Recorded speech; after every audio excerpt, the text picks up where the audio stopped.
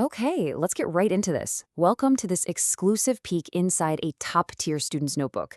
Today, we're unlocking the absolute master keys you need to crush your physics exams, especially if you're aiming for highly competitive tests like NEET or JEE. We're talking the absolute foundational stuff here: measurement, dimensions, and error analysis. We've got these beautifully detailed, handwritten notes to completely change how you look at physical quantities. Let's do it.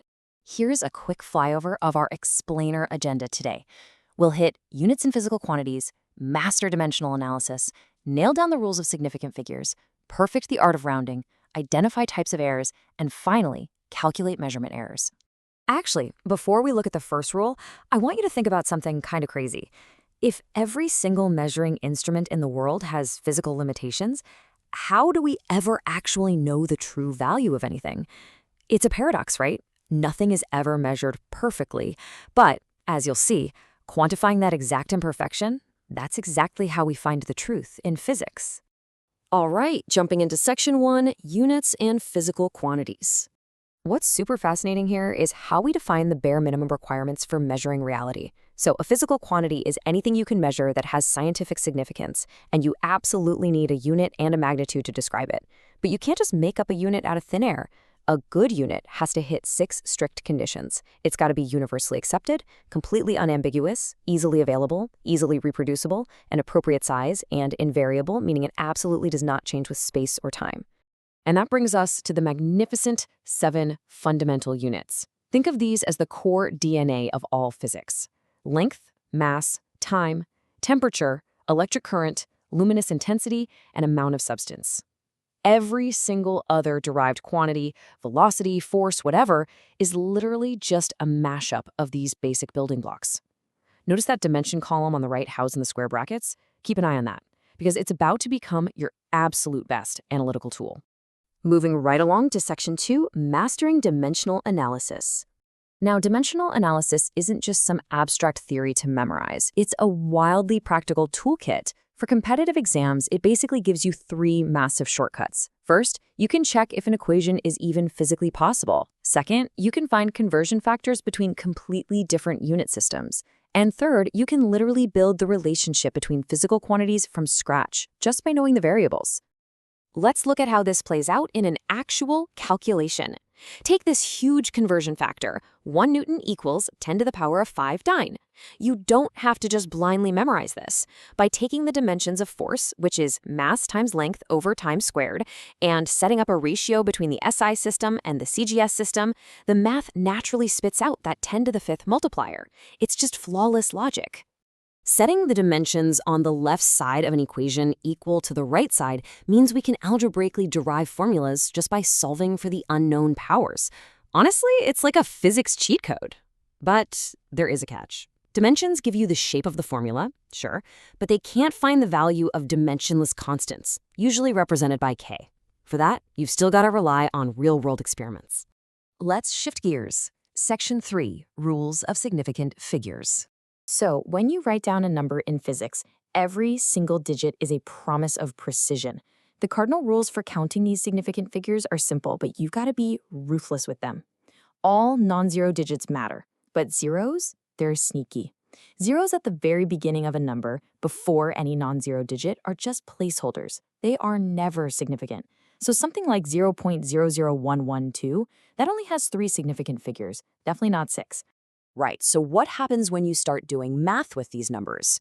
Your final answer can absolutely never be more precise than your weakest, least precise piece of data. These rules are your holy grail for exam math. If you're multiplying or dividing, your final answer matches the input with the lowest total count of significant figures. But if you're adding or subtracting, you only look at the decimal places. Mixing these 2 rules up, that is the #1 way students throw away easy points. Which naturally leads us to section 4. The art of rounding. You've really got to pay attention to the conflict between different educational boards when you're calculating the order of magnitude, finding the closest power of 10. The GSB method and the NCERT method actually have slightly different thresholds. Under the NCERT method, which is standard for national exams, if your base number A is less than 5, you round down to 1. Greater than 5, you round up to 10. You have to know which framework your specific exam is using, or you're going to fall straight into a trick multiple choice option. Speaking of tricks, what on earth do you do when the digit you need to drop is exactly a 5? Not 51, not 49, but exactly 5. Well, you look at the digit right before it. You only add 1 to that previous digit if it's odd. If it's already an even number, just leave it alone. It sounds weird, but this rule actually prevents statistical bias when you're rounding massive data sets. Pretty cool, right? All right, into the home stretch. Section 5, identifying types of errors. It all starts with your instrument. Every single tool, whether it's a standard plastic ruler or a hypersensitive micrometer, has a limit. Defining this least count, the absolute smallest value the tool can read, gives us our baseline uncertainty. A pro tip, if an exam problem gives you a measurement but doesn't mention the error, always assume the least count is your minimum possible error. Obviously, we can't eliminate errors entirely, but this top-tier notebook gives us 4 tactical ways to minimize them in the real world. First, use a better tool with a smaller least count. Second, never ever trust a single reading. Take multiples and average them out. Third, and I love this one, measure larger magnitudes. A 1 millimeter error matters way less over a kilometer than it does over a single centimeter. And finally, cross-verify using completely different instruments.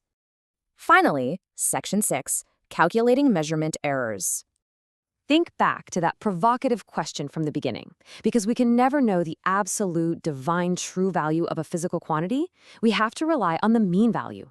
By adding up all our individual trials and dividing by the number of trials, we mathematically smooth out those random errors.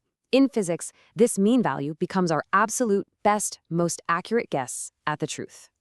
Once we've got that mean value, we can figure out exactly how far off each individual attempt was. To find the absolute error, you literally just take the positive magnitude of the difference between the mean value and each individual reading. This gives us a whole list of absolute errors for every single data point, showing us exactly how spread out our inaccuracy really is. But absolute error doesn't really give us the full picture, does it?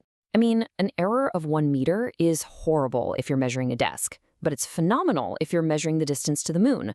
To make things universally understandable, we calculate percentage error. You take the mean of your absolute errors, divide it by your mean value to get the relative error, and then just multiply by 100. Boom! Now you have a clear, standardized percentage that instantly tells you the quality of your measurements. And now we reach the final boss battle of error analysis, error propagation. When a formula makes you multiply, divide, or raise measurements to a power, all those little errors stack up. If you multiply or divide 2 quantities, you literally just add their relative or percentage errors together to find the total uncertainty. And if a quantity is raised to a power, just pull that power down and multiply it by the percentage error. Getting this single concept locked in will save you countless times on exam day, for sure. And that wraps up our deep dive today. You are now armed with the exact master keys you need to not just solve problems, but to genuinely verify the physical truth of your equations. You know how to rip a formula apart using dimensions, you respect the precision of significant figures, and you know how to track the inevitable shadow of measurement errors. So here's my final question for you. Now that you hold these keys, how are you going to use them to give yourself a massive analytical edge on your next exam? Thanks for hanging out with me on this explainer, and keep questioning the physical world around you.